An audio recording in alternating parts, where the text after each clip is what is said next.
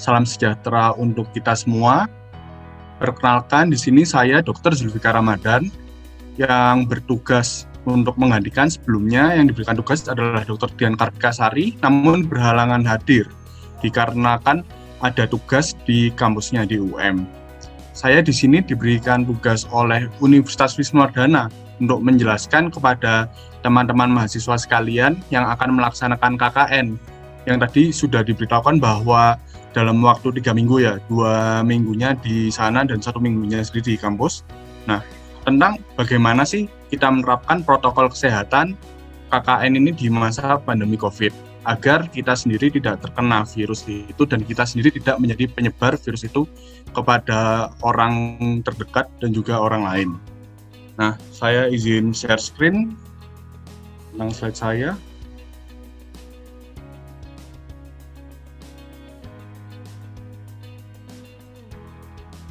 Nah, pertama-tama sebelum saya menjelaskan tentang protokol kesehatan, saya akan menjelaskan dulu dari awalnya sendiri yang menyebabkan pandemi ini, yaitu COVID-19. Apa sih itu COVID-19? COVID-19 sendiri adalah singkatan dari Coronavirus Disease 19. Nah, 19-nya di sini itu adalah pada tahun 2019, kasus pertama ditemukan di Wuhan, Cina. 19 ini bukan, kan mungkin ada seperti teori konspirasi ya, wah COVID-19 ini karena COVID-19 adalah virus yang berhasil pada saat dicoba ke 19. Nah, itu salah kaprah. Yang benar, COVID-19 ini 19-nya itu karena ditemukan pada tahun 2019. Nah, COVID sendiri itu sebenarnya sudah virus yang sudah lama ada di bumi ini, dari keluarga coronavirus. Jika kita tarik kembali, jika kita lihat mungkin kasus-kasus lama seperti pada saat tahun 2002, mungkin saat kita kecil ya, itu saya sendiri saat SD, kita sendiri tahu ada namanya virus SARS. Nah, virus SARS sendiri itu juga menyerangnya di bagian pernafasan dan pertama kali ditemukannya di Cina. Untuk dulu itu kasusnya tidak hingga sampai status pandemi. Status pandemi itu jika setiap negara terkena semua virus, namun hanya sebagai status wabah. Jadi beberapa negara saja yang terkena. Indonesia dulu juga terkena, tapi tidak di semua daerah. Seingat saya dulu terkenanya di kota-kota besar seperti Jakarta dan Surabaya, namun sangatlah cepat berlalu. Dan jika kita tarik ke 10 tahun belakang, itu juga ada namanya virus MERS, yaitu Middle Eastern Respiratory Syndrome. Seperti namanya Middle Eastern, maka virus ini pertama kali ditemukan di Timur Tengah. Dan sebenarnya virus-virus yang lain juga ada virus-virus flu-flu lain yang mirip, karena pada dasarnya mereka satu rumpun, yaitu satu rumpun coronavirus. Dan gejalanya biasanya mirip-mirip.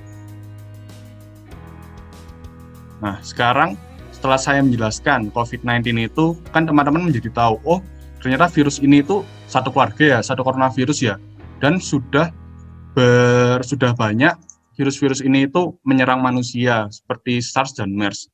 Dan pasti karena dia satu keluarga yang sama, pasti gejalanya sama. Nah, gejalanya sendiri itu dibagi menjadi 3. Yang pertama, gejala ringan sedang.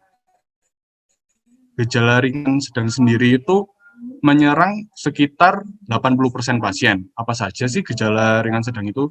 Biasanya demamnya itu demam tinggi, yaitu di atas 37,5.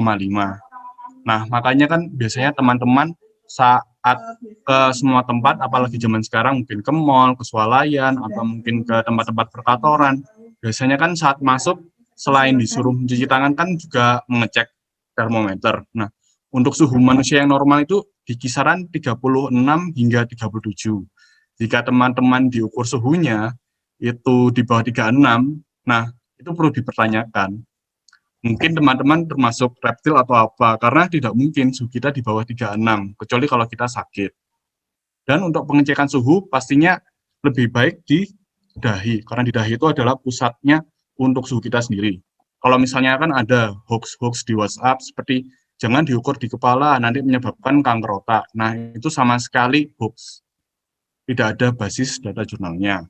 Lalu setelah demam, karena virus ini menyerang di bagian paru-paru, nah berarti mereka masuknya lewat hidung dan mulut. Maka dari itu juga ada gejala lain seperti batuk kering. Lalu ada pneumonia sebagian. Pneumonia sendiri itu adalah infeksi pada paru-paru. Di sini juga dapat menyebabkan sesak. Dan saya tambahkan, selain ketiga gejala itu, mungkin jika teman-teman mempunyai saudara, keluarga, atau mempunyai kenalan yang sudah pernah terkena COVID dan bergejala, pasti mereka menceritakan adanya penurunan kemampuan untuk membau. Nah, jadi rata-rata untuk pasien COVID saat awal terkena mungkin hari pertama kedua sistem pembauannya, sistem hidungnya itu masih bagus ya. Namun saat mungkin berlanjut hingga hari ketiga, hingga seminggu, maka sistem pembauannya akan benar-benar menurun hingga tidak bisa membau sama sekali. Dan rata-rata biasanya memerlukan waktu recovery yang lama. Tidak langsung setelah sembuh, sistem pembauannya tidak langsung sembuh biasanya. Lalu yang kedua, di sini ada gejala serius. Itu pada 14% pasien COVID. Apa saja sih? Yang pertama ada gangguan nafas dan sesak nafas. Nah, di sini itu sudah mulai pasien itu harus dirawat di rumah sakit karena tidak mungkin mereka menggunakan, karena di sini itu mereka membutuhkan bantuan oksigen ya.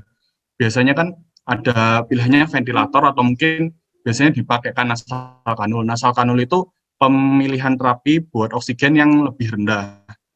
Yang biasanya dipasang di hidung itu ya, yang biasanya di TV-TV, di sinetron kan sering. Dan yang terakhir, gejala beratnya 6% pasien, apa saja? Yang pertama, karena ini virus yang menyerang sistem pernafasan, pasti hal yang paling berbahaya adalah gagal paru-paru, yaitu gagalnya sistem nafas. Di sini sangat berbahaya sekali karena paru-paru adalah salah satu organ vital yang ada di tubuh kita yang untuk meregulasi pertukaran oksigen dan karbon dioksida agar tubuh kita dapat berfungsi sebagaimana mestinya. Jika paru-paru ini gagal, maka akan dapat mempengaruhi banyak organ tubuh, seperti salah satunya jantung. Di mana jantung itu selain memompa darah, dia juga memompa oksigen ke seluruh tubuh yang dibawa oleh darah. Jika seandainya kita hingga terkena gagal paru-paru, maka akan terlihat bahayanya bagaimana. Dan biasanya untuk pasien-pasien yang membutuhkan ventilator, itu karena kasus gagal paru. Jadi ventilator ini nanti gunanya untuk membantu pernafasan pasien dengan cara membuat pasien bernafas dengan mesin. Jadi pasien tidak terlalu ngoyo untuk bernafas. Lalu ada yang lain, kegagalan organ. Mungkin teman-teman tahu kalau mendengar kayak cerita-cerita ada gangguan COVID itu mungkin membuat diare, membuat sakit perut, atau mungkin gejala di kulit. Memang COVID ini, virus ini itu kalau dibaca di jurnal, banyak sekali menyerang sistem organ-organ tubuh. Dan karena itu sangatlah berbahaya. Dan yang terakhir, shock sepsis. Apa sih shock? Shock sepsis itu sendiri itu kondisi kritis, di mana pada umumnya pasien itu tensinya rendah dan juga pada ujung-ujung tubuhnya itu dingin. Nah, pada saat itu kondisi pasien biasanya tidak sadarkan diri, maka dari itu segera harus dikirim ke rumah sakit ke IGD agar diberikan penanganan lebih lanjut. Nah, selain ketiga gejala ini, COVID ini juga bisa tidak bergejala atau yang lebih kita kenal sebagai OTG, orang tanpa gejala. Maupun OTG ini tidak ada gejala, tapi mereka tetap berbahaya untuk menyebarkan virus itu. Maka dari itu, maupun kita merasa sehat saat setelah dites positif saat dites COVID dan hasilnya positif, kita tidak boleh terlalu sombong ya. Kita tetap harus bermawas diri, kita harus tetap melakukan isolasi mandiri agar kita tidak menyebarkan virus itu ke teman-teman, ke saudara, ke keluarga, dan orang sekitar.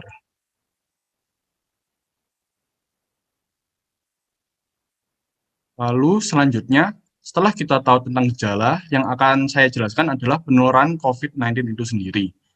Pasti teman-teman jika mengikuti berita 1 tahun ke belakang, sudah sering mendengarkan bahwa bentuk dari virus ini adalah droplet. Ya, droplet. Virus droplet ini banyak ditemukan di bentuk-bentukan virus untuk penyerangan sistem pernafasan ya, seperti yang paling dekat itu TBC.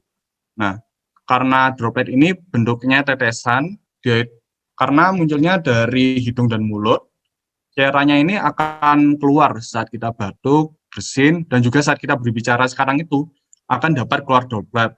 Maka dari itu pentingnya kita memakai masker, menutupi hidung dan mulut agar tidak mengeluarkan droplet itu kemana-mana. Karena droplet ini sendiri itu selain bisa menempel di permukaan benda, droplet ini juga bisa terbang di udara. Nah, nanti juga akan saya jelaskan berapa lama sih waktu masa hidupnya virus ini agar kita jadi tahu kira-kira apa saja yang harus kita waspadai. Nah, lalu ada kontak fisik.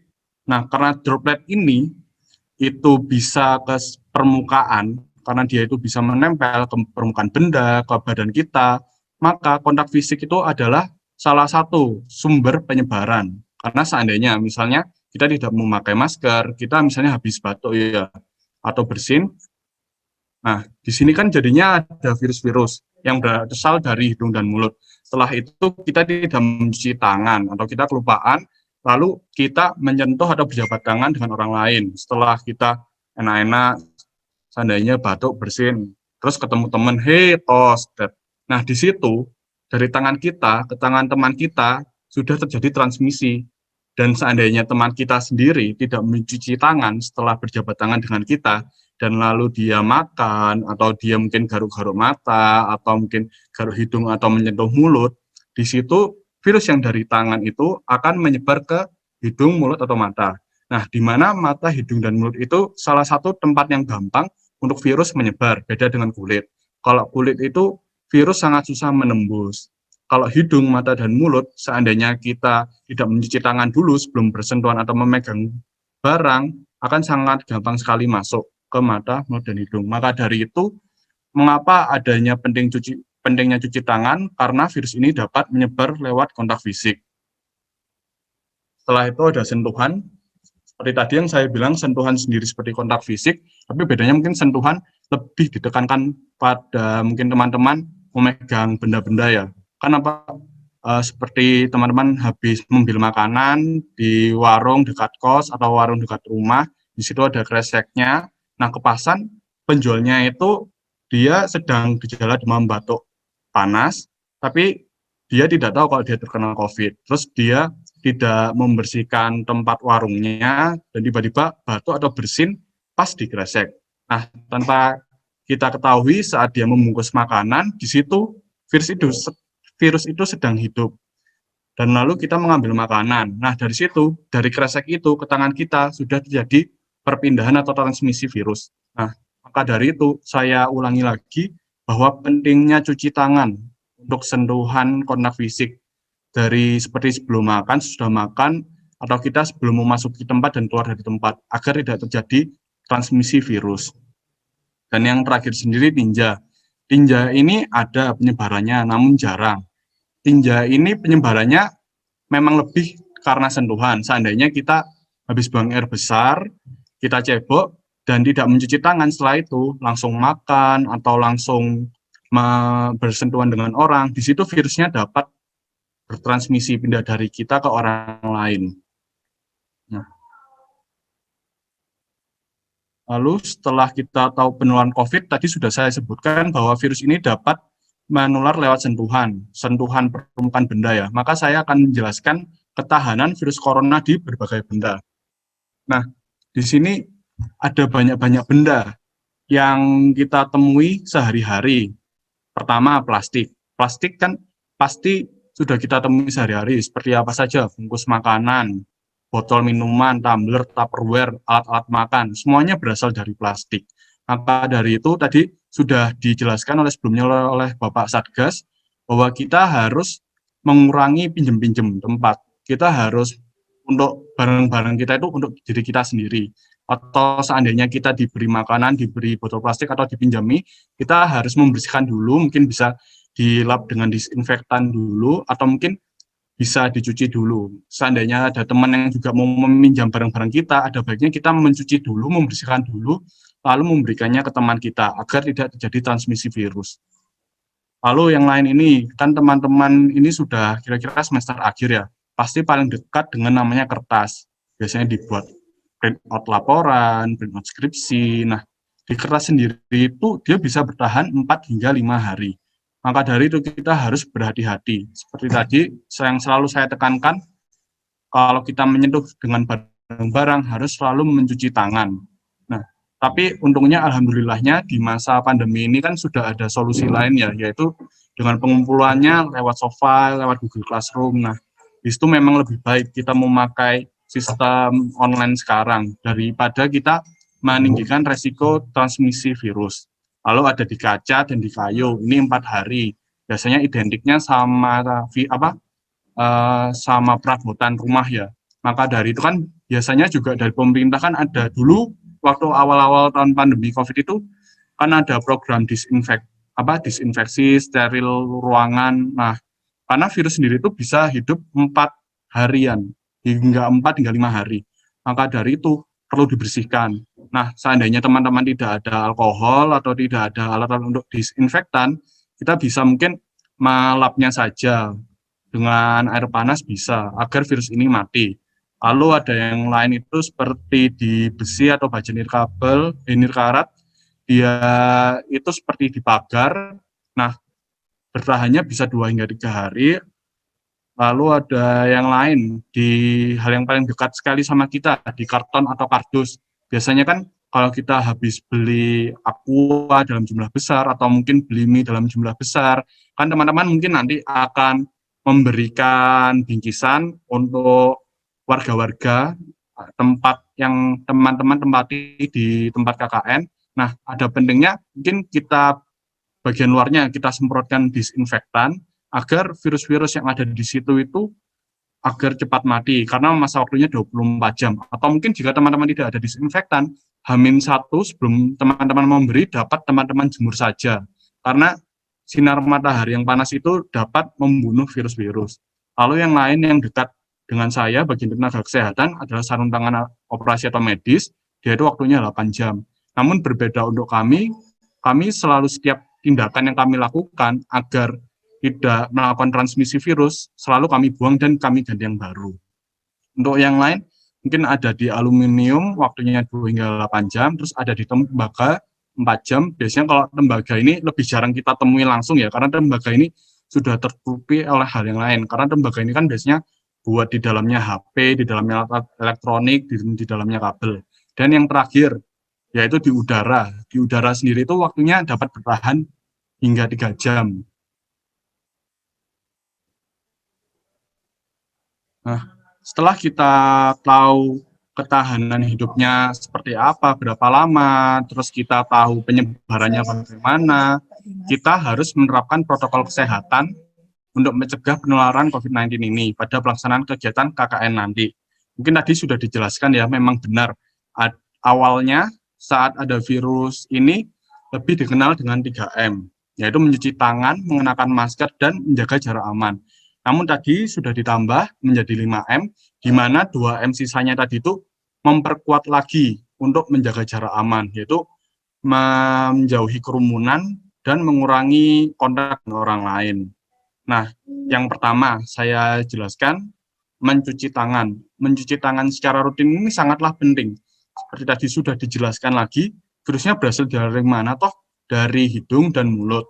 Pasti akan sangat gampang dong untuk menular di badan kita. Apalagi seandainya kita batuk, bersin, terus kita berjabat tangan, pasti sangatlah gampang. Maka dari itu kita selalu penting mencuci tangan.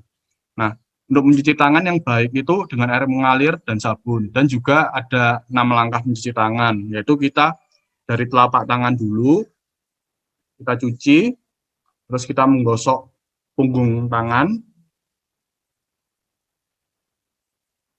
lalu ke sela-sela jari, setelah itu kita mengunci tangan, dibolak-balik.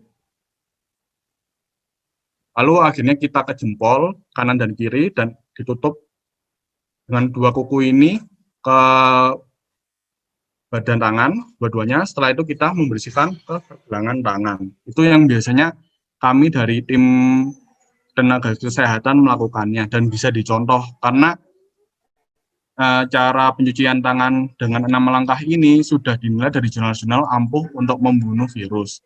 Nah, seandainya tadi kan juga sudah disebut oleh Satgas sebelumnya, kalau tidak ada sabun dan air yang mengalir, jangan dipaksakan, mungkin kita bisa menggunakan alkohol atau hand sanitizer, karena virus itu gampang mati dengan hand sanitizer atau alkohol.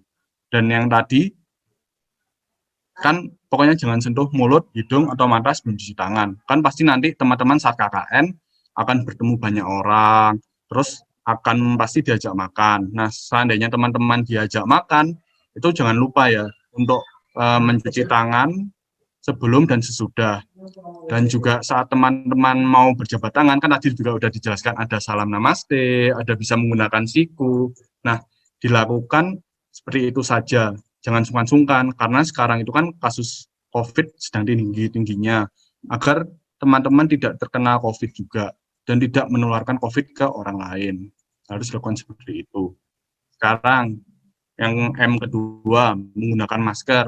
Tadi kan juga sudah dijelaskan. Memang karena masker itu sendiri menutupi mulut dan hidung, maka droplet tidak akan mampu keluar dan menyebar. Nah, untuk maskernya sendiri, ada baiknya teman-teman memakai masker 3 lapis. Mungkin kalau pandemi yang lalu, masker 3 lapis itu yang 3M ply itu sangatlah susah dicari.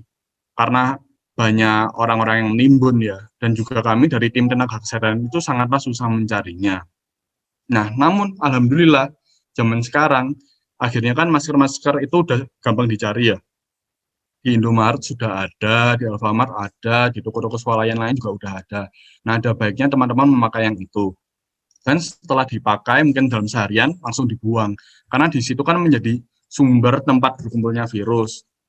Nah, seandainya teman-teman ingin yang lebih hemat, bisa juga teman-teman memakai masker kain, namun harus dicuci di air panas agar virus itu mati dan dijemur setelah itu.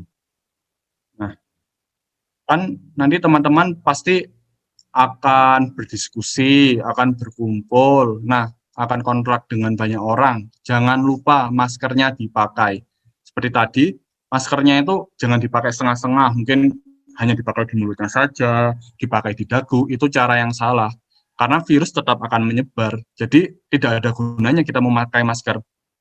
Maka dari itu kan saya ingatkan lagi, masker itu harus untuk menutup hidung dan mulut saat kapanpun, kecuali mungkin saat makan atau mandi ya. Saat makan bolehlah dilepas, tapi setelah makan langsung dipasang lagi. Nah, lalu M yang terakhir, menjaga jarak. Nah, di sini kita sadari bahwa menjaga jarak itu sangatlah susah. Karena dari adat istiadat kita sendiri per daerah, kan kalau ngomong dengan orang ada baiknya dekat atau seperti itu. Namun karena ini kondisinya khusus, kita di kondisi pandemi dan dapat membahayakan siapapun, jangan lupa menjaga jarak aman. Minimal berapa? 2 meter atau mungkin 1,5 meter tidak apa-apalah. Nah, saat menjaga jarak aman ya teman-teman menerapkan 1M dan 2M yang pertama dan kedua. Jangan cuma teman-teman udah jaga jarak aman, namun maskernya dilepas, itu sama saja bohong. Karena virus itu tetap bisa menyebar. Apalagi seandainya teman-teman nanti kegiatannya di ruangan tertutup. Jika kita di ruangan tertutup, maka transmisi virus itu lebih tinggi. Kenapa? Karena tidak ada sirkulasi udara yang keluar. Beda dengan di udara terbuka. Kalau udara terbuka kan virusnya ini dapat kemana saja kan, dan bisa pergi lebih jauh. Maka dari itu kan kalau kita dengarkan kok banyak sih kasus-kasus seperti di perkantoran, di perkantoran, di klaster rumah sakit, di klaster sekolah, karena itu di ruangan tertutup dan biasanya bertemunya lebih dari 5 menit ke atas. Maka dari itu, jika teman-teman melakukan diskusi atau apa, ada baiknya menggunakan Zoom, Jmeet, video call, atau mungkin sebatas chat. Lalu saat bertamu, itu usahakan sesegera mungkin, apa yang penting, yang poin-poin pentingnya saja, yang teman-teman ingin dapatkan apa saja, setelah itu langsung sowan, untuk berganti mungkin ke rumah lain. Nah, dan jika teman-teman nanti ada mau kerja kelompok, diusahakan kerja kelompoknya jangan yang rame-rame atau mungkin juga menggunakan masker. Karena kan kita tidak mau untuk menulari teman-teman kita, atau mungkin kita setelah kumpul dengan teman-teman, kumpul dengan orang lain, kita ke rumah kita malah menulari keluarga kita. Kan alhamdulillah kita tidak ingin.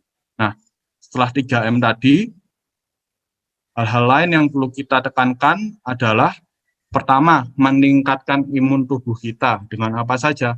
Aktivitas fisik dan olahraga, seperti olahraga. Mungkin teman-teman yang suka jogging, suka basket, suka apa, tidak apa-apa berolahraga. Namun setelah itu teman-teman ya tetap langsung mandi, ganti baju, cuci-cuci, seperti itu.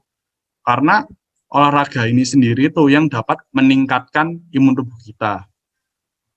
Lalu setelah itu juga hidup bersih dan sehat, Karena saya ulangi lagi, virus ini dapat mati jika kita membersihkannya. Jika kita membersihkannya dengan sabun, kita membersihkannya dengan alkohol atau disinfektan, maka virus ini dapat mati. Dan yang terakhir, kan pasti saat masa pandemi ini kan jadi banyak masalah ya yang kita kepikiran. Dari wah tugas kuliah jadi menumpuk, mungkin ada masalah di rumah, masalah dengan teman, pacar. Kita itu harus mengatur ini di sini, stres. Kita harus banyak melakukan hal yang kita senangi. Misalnya teman-teman suka lihat YouTube, suka lihat drama Korea, nah itu yang harus diperbanyak. Atau mungkin juga kalau teman-teman suka makan, ya udah makan yang banyak saja. Karena obatnya COVID itu sebenarnya tidak ada. Yang ada itu adalah kita meningkatkan imun tubuh kita agar virus ini cepat mati. Sebenarnya obat-obat itu hanya untuk mengurangi simptom-simptom, mengurangi gejala-gejala kita, seperti kayak paracetamolnya buat mengurangi demam kita, mungkin ada obat batuknya, dan ada obat penurun panasnya, seperti itu. Dan yang terakhir, jika teman-teman sendiri ada gejala seperti demam, batuk, sesak nafas, atau mungkin dalam beberapa hari, kok rasanya itu ya, pembawaanku kok menurun ya, segera ke puskesmas, ke klinik, atau ke tenaga kesehatan terdekat, agar diberi pertolongan lebih cepat. Lalu juga jika teman-teman ternyata dinyatakan positif COVID atau mungkin dalam pengawasan, teman-teman harus segera melapor ke pihak universitas agar ada tindak lanjutnya. Nah, lalu yang harus kita perhatikan setelah melakukan aktivitas di luar rumah. Karena kan teman-teman di sini sudah tidak menginap ya, kan KKN pada biasanya kan menginap, tapi ini karena KKN-nya PP, jadi kita harus sangat menjaga sebelum kita masuk ke rumah kita atau ke kos kita sendiri. Yang pertama, sebelum masuk ke rumah, kita buka sepatu dulu, buka kaos kaki,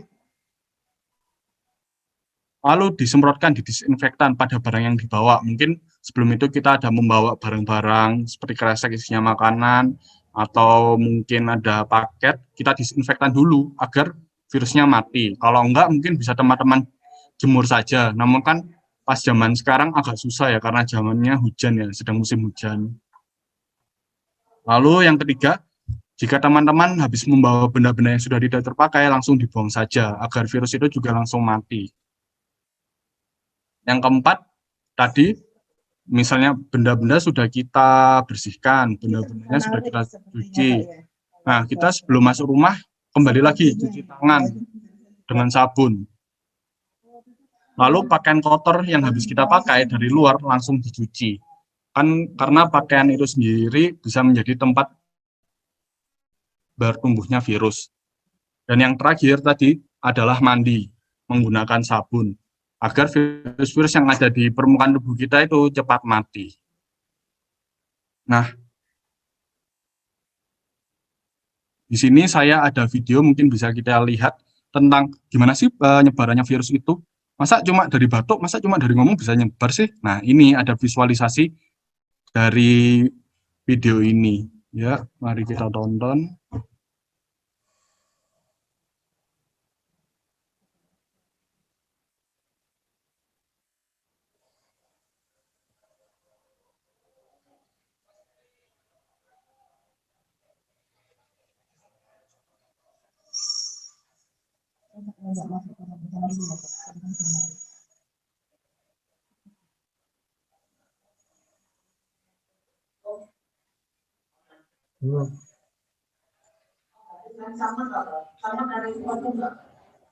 Sama lansoprazol.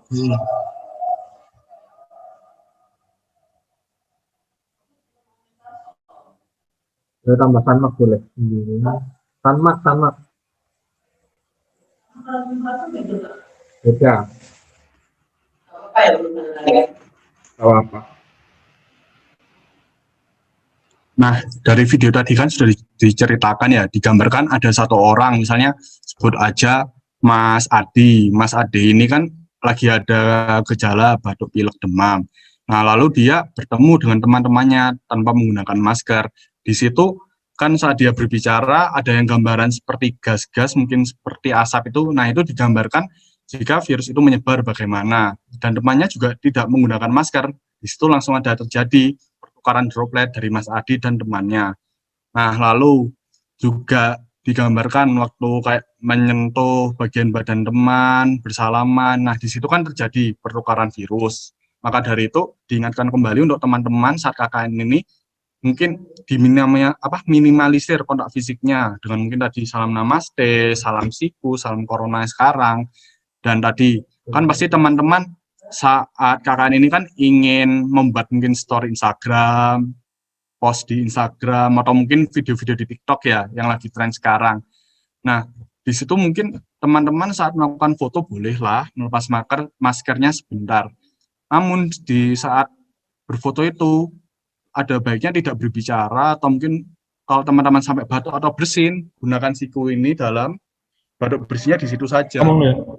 agar virusnya Mohon maaf Pak Dokter, kurang 1 menit. Oh iya, di sini selesai. Nggih. Nah, nah, saat teman-teman foto dimohon sangat ada baiknya menggunakan masker agar tidak menyebarnya virus itu, atau mungkin kalau mau mau melepas masker sebentar saja dan langsung dipakai. Nah,